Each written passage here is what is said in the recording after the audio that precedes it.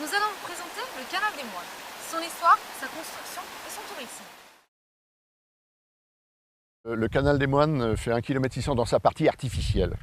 Et ensuite, il prend un mini-talweg, c'est-à-dire une mini-vallée, c'est un terme technique, mini-vallée, afin, disons, d'approvisionner dans l'ordre un lavoir, un deuxième lavoir, la pisciculture, le vivier qui se trouve dans l'abbaye, et ensuite 3 moulins, sans compter toute la partie irrigable qui initialement faisait 33 hectares. C'est de l'irrigation gravitaire, c'est-à-dire il n'y a pas de pompage, il n'y a pas de pression, il y a uniquement la force d'attraction terrestre qui fait que l'eau s'écoule de l'amont vers l'aval. La première des difficultés qui a été rencontrée, c'est d'aller chercher le point exact de captage de l'eau afin d'avoir une pente nécessaire pour l'amener jusqu'à l'abbaye. Donc à l'époque, ces travaux de nivellement ont été faits avec des moyens rudimentaires mais très efficaces. Il s'agissait tout simplement de niveaux, disons des niveaux pas à bulles puisque ça n'existait pas, mais des niveaux comme il se faisait à l'époque avec des systèmes de fil à plomb. Pour qu'il y ait un écoulement constant, il faut qu'il y ait une ressource en eau qui soit constante. Donc le Coiroux est un torrent qui est à un débit relativement, je dirais, constant, même en été. Et ensuite, donc, le débit constant, il est donné par la pente. C'est une pente qui doit faire 5 pour 1000 environ. C'est-à-dire que pour 1 km, vous avez environ 5 mètres de dénivelé. Donc cette pente, elle est très importante parce qu'il ne faut pas qu'elle soit minimale. L'eau stagnerait et le débit serait beaucoup plus faible. Il ne faut pas qu'elle soit aussi trop importante parce qu'à ce moment-là, comme vous vous en doutez, l'eau dans les virages et dans les tournants ferait une sorte d'érosion et mettrait en péril la construction et la solidité du canal. Alors les matériaux utilisés pour la construction du canal ont été prélevés sur les lieux mêmes de la construction. À savoir que ce canal, il est fait essentiellement avec de la pierre, du granit d'aubazine, qui sert soit à faire les murs en pierre sèche à certains endroits, soit à faire le parement qui est du côté du vide, aux autres endroits avec des remblais en terre locale et du tuf.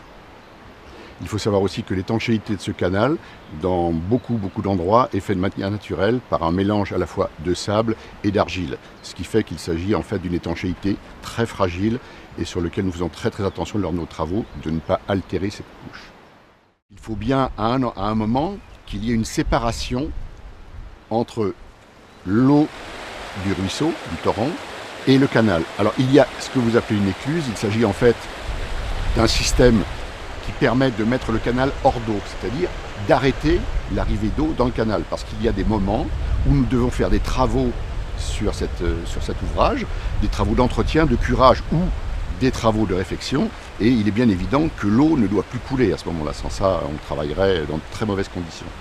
C'est à la fois l'écluse qui régule l'arrivée d'eau, et ensuite vous avez un déversoir qui est un petit peu plus loin, qui lui, donc, en cas de déficience, je dirais légère du système de prise, permet donc d'évacuer de l'eau. Parce que ce serait évidemment dramatique qu'il arrive une très grande quantité d'eau dans la partie inférieure du canal, à savoir dans le vivier, dans les lavoirs et dans les 3 moulins qui sont en dessous. Alors, vous êtes à un endroit, si vous regardez bien, où vous êtes en surplomb. Derrière vous, vous avez environ 35 à 40 mètres de vide. Donc à cet endroit, il a fallu faire donc, ce que l'on appelle un encorbellement, c'est-à-dire vous faites passer le canal à un endroit très restreint sur une construction en pierre.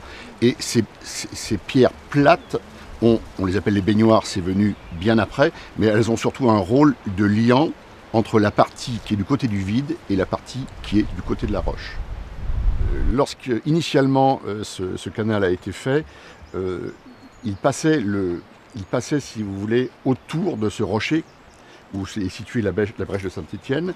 Et donc, par la suite, parce que c'était très fragile à cet endroit-là, ils ont décidé de couper dans le rocher.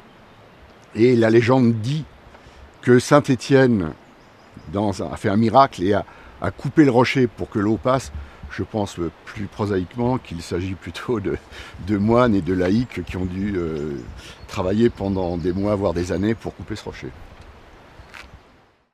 L'association que je préside, qui est l'association syndicale autorisée du canal du Coiroux, est une association qui date de 1888 et qui a une particularité, c'est qu'elle c'est une sorte de petit établissement public, c'est-à-dire que ce n'est pas une association normale, c'est une association qui est sous la tutelle de l'État, qui vérifie nos faits et gestes au point de vue administratif et qui délègue un trésorier qui est le percepteur de Bénat. C'est-à-dire qu'en fait, ne peuvent faire partie de notre association que les gens qui sont propriétaires d'un terrain qui est sur le plan de 1888, et ces mêmes personnes sont obligatoirement membres. C'est-à-dire, ils ont le droit d'être membres, mais ils sont obligatoirement membres. Ils ne peuvent pas s'en aller. Ils sont de droit et par obligation. Notre rôle, il est défini par le contenu de nos statuts. En fait, nous sommes uniquement constitués pour notre but, qui est l'irrigation gravitaire. Donc, il n'est pas question pour nous d'avoir d'autres tâches que celles qui vont avec l'irrigation, à savoir l'entretien du canal, le bol d'écoulement, la garantie de l'étanchéité, la régulation du débit et ensuite la répartition entre les diverses personnes qui sont membres de l'association. Alors, ce canal a été construit au milieu du XIIe siècle par des moines cisterciens, c'est-à-dire des moines qui faisaient partie, de l'abbaye de Cîteaux.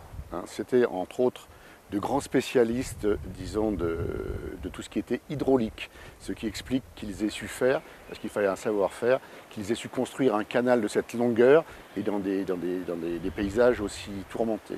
Avant que la construction du canal ait été mise en œuvre, l'abbaye d'Aubazine avait été construite. Et très rapidement, les moines se sont aperçus que les ressources en eau, à savoir les eaux de source, ou les eaux recueillies, les eaux de pluie recueillies dans les citernes, étaient totalement insuffisantes pour pouvoir irriguer et donc apporter de l'eau aux cultures, pour plusieurs centaines de moines qui habitaient à l'époque.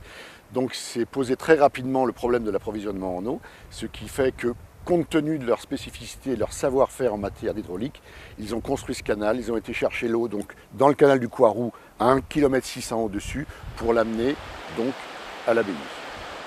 Il est unique en Europe. Il y a eu en France et en Europe, il existe d'autres canaux.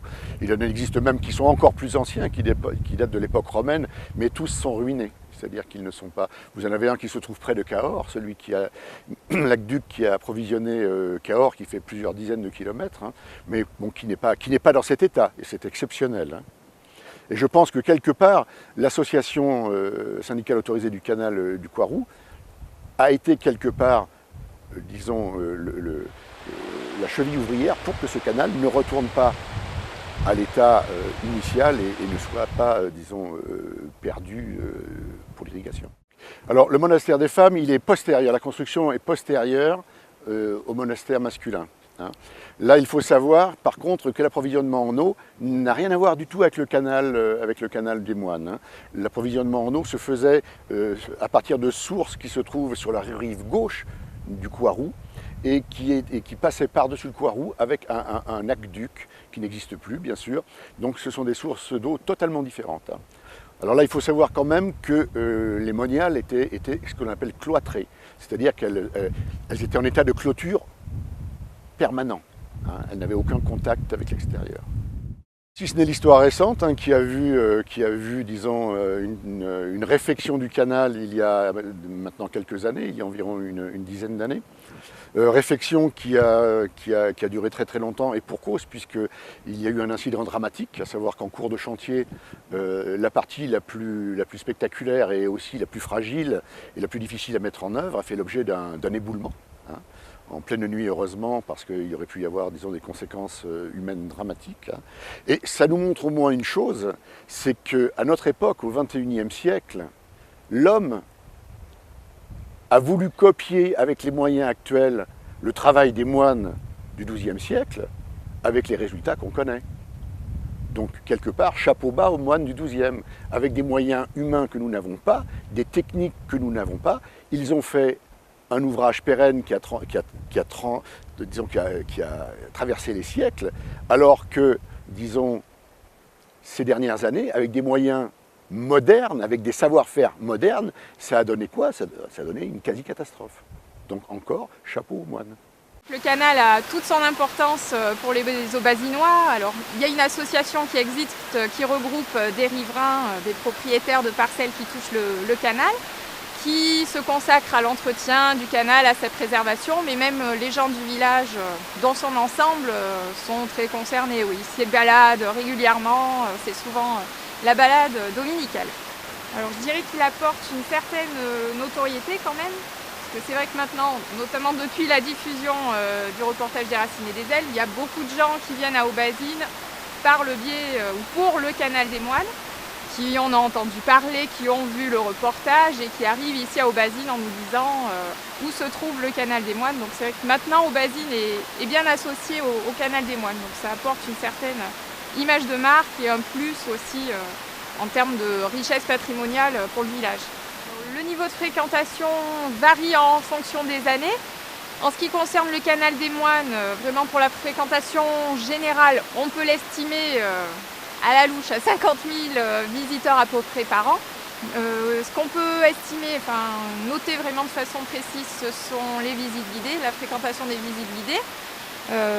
Pour vous donner une petite idée, en 2010, on avait reçu un peu plus de 360 personnes en visite guidée du canal des Moines. Et en 2011, qui était l'année de diffusion de l'émission des Racines et des Ailes, qui avait été diffusée sur France 3 et qui a vraiment été une année phare pour la fréquentation, là on est passé à plus de 1600 personnes reçues sur le canal des Moines pour les visites guidées. Donc c'est vrai que ça donne une petite idée du boom de fréquentation à ce moment-là. Le Conseil général a posé l'an dernier, je crois, 2 compteurs aux 2 entrées du canal, ce qui nous permettra sans doute dans le futur de pouvoir avoir des chiffres vraiment précis en termes de fréquentation, même en accès libre.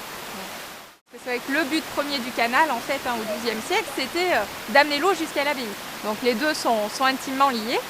Cette abbaye peut se visiter, ce sont des visites guidées uniquement, par contre donc à des horaires et des jours bien précis. Vous pouvez prendre contact avec eux ou avec l'office de tourisme pour connaître les horaires de visite.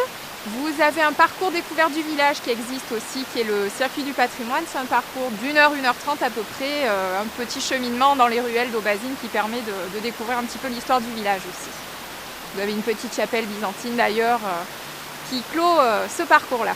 Mais il y a aussi un côté nature et loisirs de plein air avec le centre touristique du Poiroux qui est sur les hauteurs du village.